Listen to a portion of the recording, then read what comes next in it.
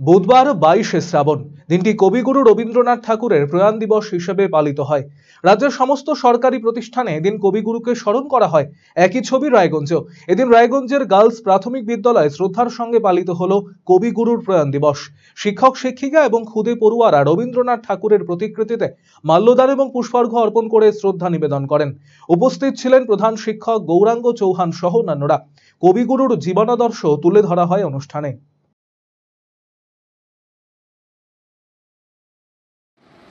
আজ 22শে শ্রাবণ বিশ্বকবি রবীন্দ্রনাথ ঠাকুরের ৮৩তম প্রয়াণ দিবস।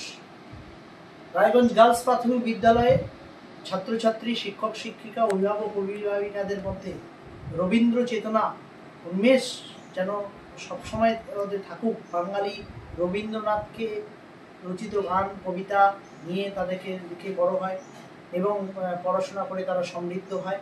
রবীন্দ্রনাথ আমাদের জীবনের সাথে অঙ্গাঙ্গিভাবে যুক্ত রয়েছেন, তাই তার প্রয়াণ দিবস শ্রদ্ধা সহকারে গার্লস প্রাথমিক বিদ্যালয়ে পালন করা হলো। ছাত্রছাত্রীদের এবং শিক্ষক শিক্ষিকাদের ছোট্ট সাংস্কৃতিক অনুষ্ঠানের মধ্যে দিয়ে